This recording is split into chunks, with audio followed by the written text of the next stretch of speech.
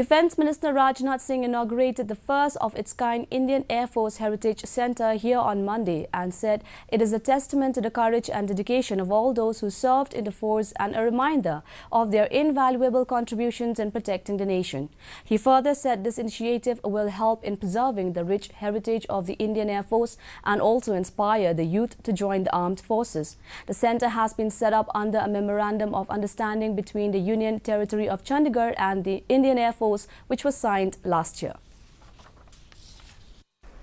साथियों, हमारा राष्ट्र दुनिया के जिस प्राचीनतम शासन व्यवस्था का उत्तराधिकारी है, उसमें न्याय और सुशासन का केवल अपने राज्य की सीमाओं तक ही सीमित न रखकर संपूर्ण लोक के लिए उनके प्रयास की बात हमारे यहाँ की गई है। हमारे यहाँ माना गया है कि लोक में बलवानों से निर्बलों की सुरक्षा और अराजकता व कुशासन से मुक्त ही किसी भी राज्य व्यवस्था का यह प्रमुख उद्देश्य होना चाहिए।